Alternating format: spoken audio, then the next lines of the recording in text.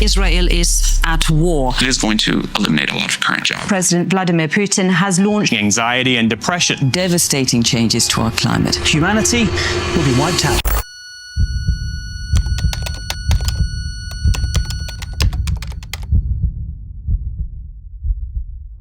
Today, we seem to be surrounded by the word crisis.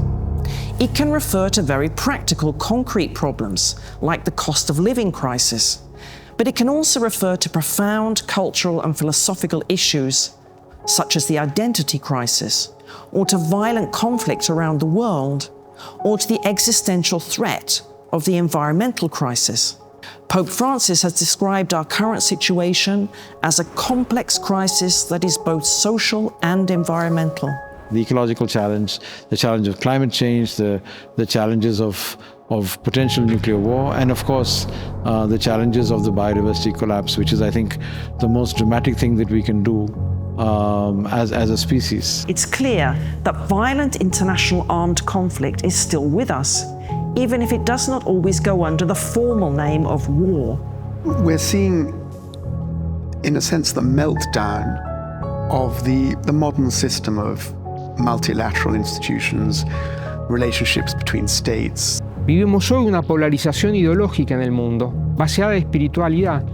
La polarización es en función de mi ideología política, en contra de la otra ideología política. Sociedades fragmentadas, divididas, fracturadas. I think that the crucial thing, crucial problem we are faced today is identity, is our identity. And this identity is questioned on very different levels. Religious, national, sexual as well. We could add that the crisis is also intellectual.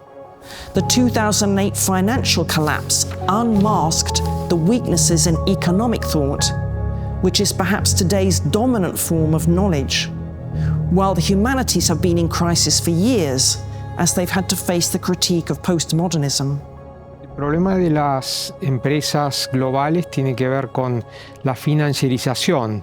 En muchos casos se obtienen simplemente ganancias financieras por encima del desafío productivo. Hace muchos años que las empresas dejan de tener importancia a los gerentes de producción para ser sobrepasados por aquellos que responden al manejo financiero. At the same time, we shouldn't exaggerate or suggest that nothing is working well. With some historical perspective, we can see that things could be and have been much worse. Plus, the world is connected in ways that it has never been connected before. People can travel, people can connect with each other. They have access literally in the palm of your hand to all the art, the music, all the wonderful ideas and experiences that people have had for a long period of time. But we also want to ask, why is it that so many of our institutions in various domains seem to be in crisis at the same time? What is behind this sense of crisis? We live in an age that is fragmented. It's been fragmented for a long time. But we are faced with a range of challenges and opportunities because now we have a planet that's full of people. In a world that has 8 billion people just now, the impacts on questions of poverty, on questions of inequality are very significant. So if we don't actually bring things together, then it becomes extremely difficult to maintain a world in which there is not only hope and opportunity for everybody, but also the possibility of addressing some of the most pressing challenges of our time. Crisis is not a moment of despair or an experience of, helplessness or whatever, but it's a moment of the sense of needing to make a radical decision that can take you forward. And when one fails to make that decision, then one is just embroiled in the situation, and then it's like one drowns in that situation of problems or whatever they are. But I'd say that if we in a moment of crisis, just means that the experiences that we're making are such that they invite us to make some critical decisions to be able to move forward. And the need to make those critical decisions are what is Kafkan. And so, in such situations, people may propose paradigms or new trajectories or ways of exiting and all of that. like, the conversation we begin to have now. If there's a need to make a decision, in which direction? Can we have a model that can inspire the direction in which we move or not? A couple of years ago, we began developing a project to explore the ideas of universal fraternity. As many of you no doubt know, this is an idea that Pope Francis has brought to the fore during his papacy, although it has deep roots in the 2 millennia-long tradition of Christian thinking on social ethics.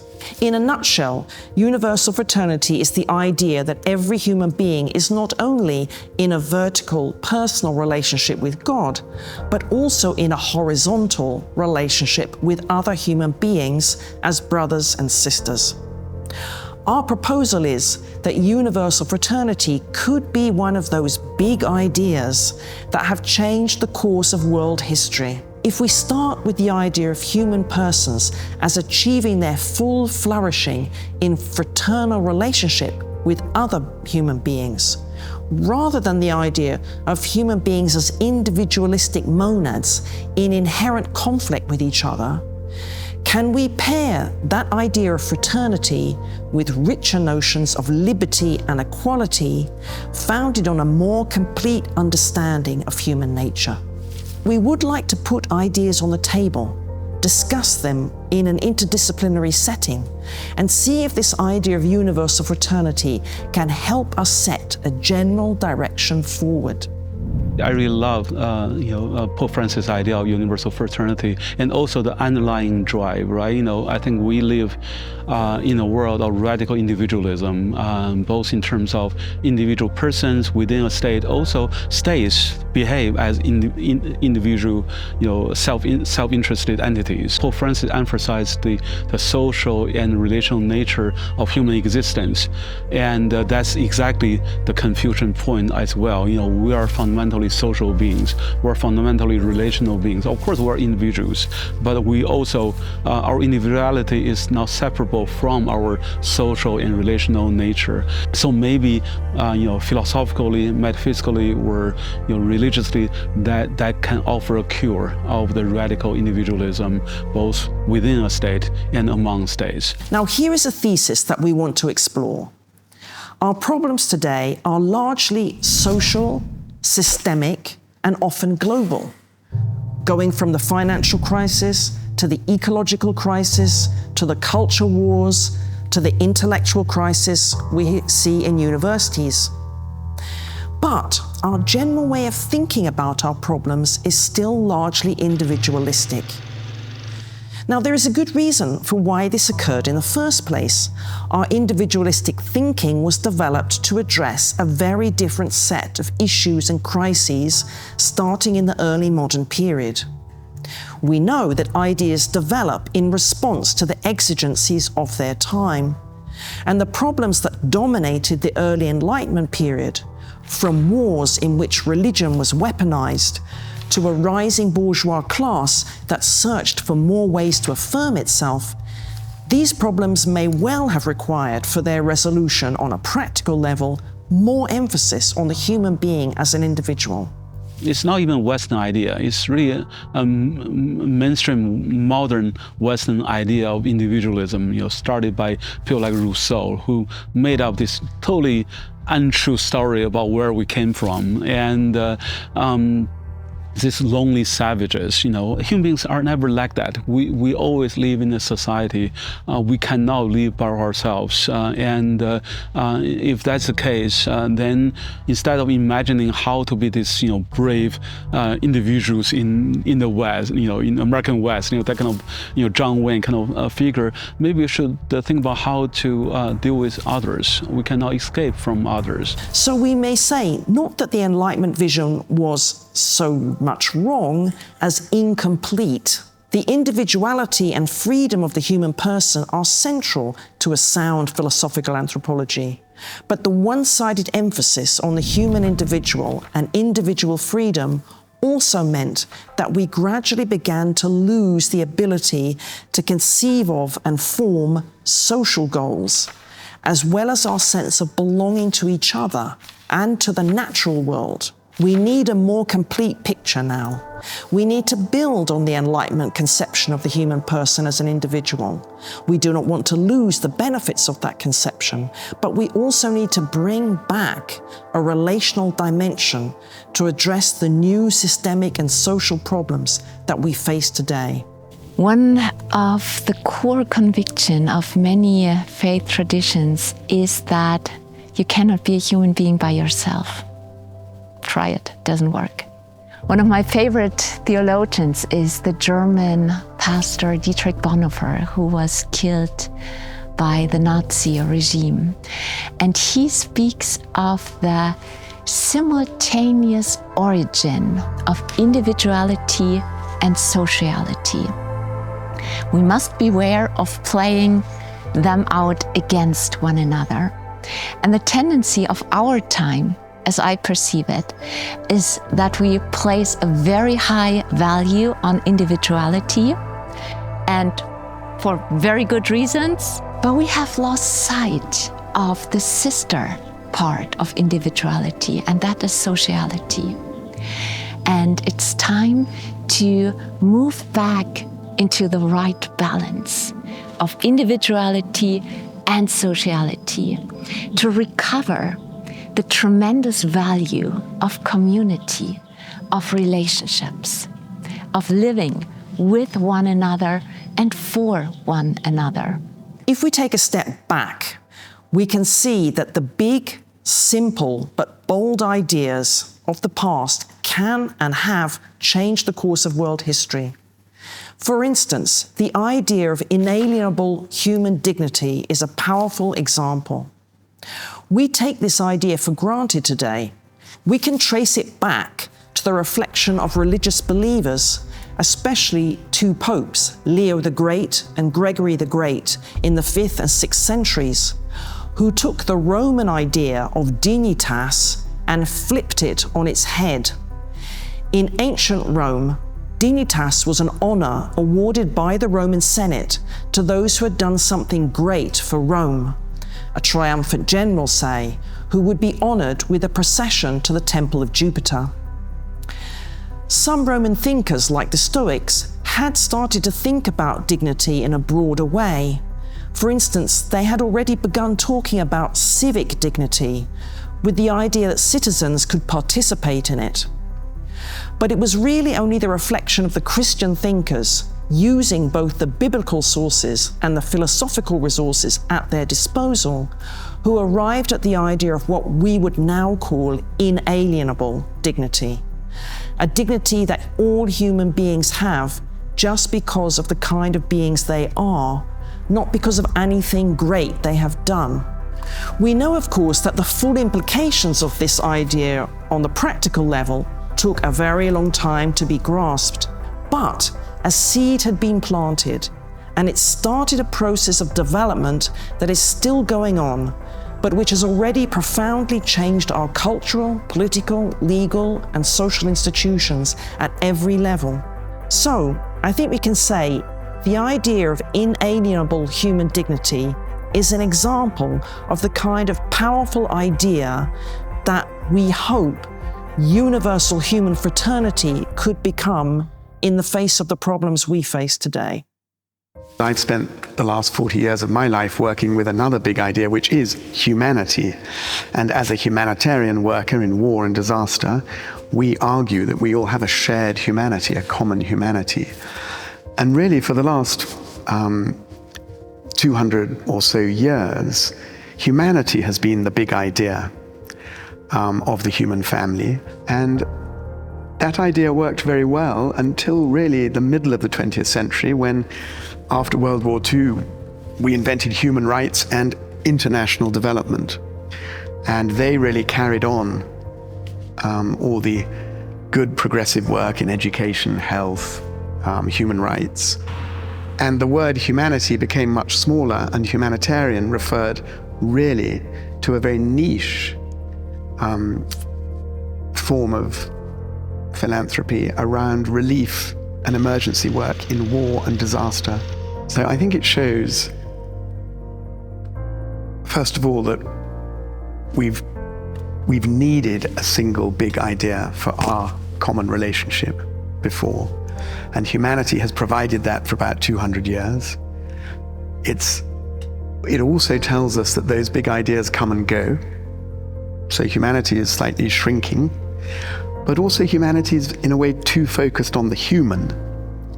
And it struggles to understand our relationship with nature. And so I think it shows there's time for a new one. We know from transformation theory that for sustainable change to actually happen, we need three angles to work together.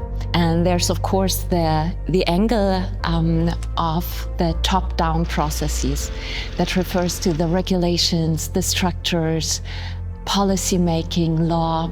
So we actually do need some change there.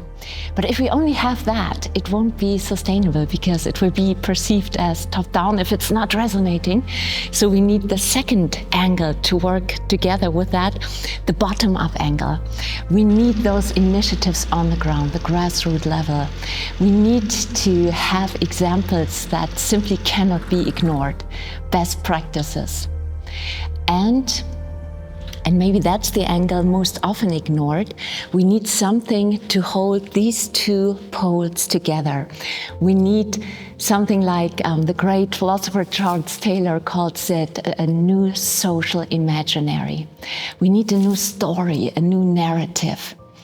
And I believe that Universal Fraternity works perfectly well with all three angles. So we need to get all three angles together for sustainable change to actually happen. Siempre me acuerdo de esa expresión de Romano Guardini, ¿no? La belleza de la fe. La belleza de la fe. El amor social tiene que vivirse con alegría, como una expresión de belleza, no como un compromiso y como una tortura y como un martirio donde nos obligamos a hacer cosas que no nos gustan. Nacimos para compartir, nacimos para vivir en comunidad. Ese desafío empieza en nuestra familia, continúa en nuestro barrio, continúa en nuestro primer metro cuadrado, pero no se agota allí. Continúa en una dimensión también de sociedad política y de sociedad universal. En este mundo donde se rechaza al inmigrante, donde se rechaza al distinto, donde simplemente es una cuestión de nosotros contra ellos, la dimensión espiritual parte de la base de sentirnos hijos e hijas de un padre común y de una madre común. De ahí viene la alegría de nuestra fe y la esperanza en un mundo tan turbulento.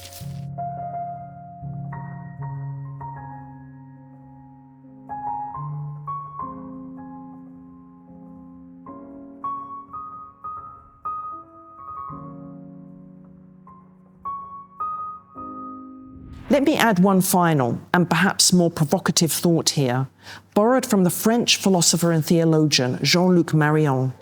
Marion argues that the situation in France and the West in general is so dire that in order to avoid complete societal dissolution, we must make an appeal to all the resources and all the strengths, even the Catholic ones, he says.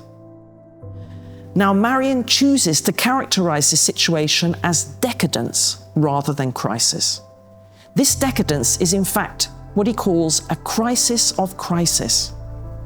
For he says it's precisely by the infinite deferral of the moment of crisis that the modern world defeats the gospel, since the gospel is a call to crisis that demands a decision. The modern allergy to crisis undermines, he says, not only Catholicism, but also Western society itself. We are not falling into the abyss, he says. We are suffering from a stagnant decadence. So, given what we've just been saying, this is quite striking, this position of Marion. Our problem is not that we are in a crisis, but that we do not have enough of a crisis. We can still convince ourselves that we can carry on doing what we've always done, despite our real situation.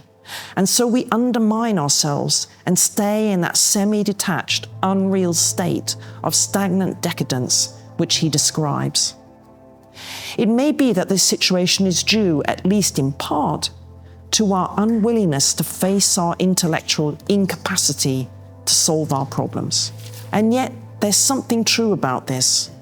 The Enlightenment synthesis that we have inherited from our universities and all the great cultural institutions of our day does not have the concepts, theories, and vision that can provide answers to the problems we face. To do that, we need other intellectual resources, even the Catholic ones, as Marion says.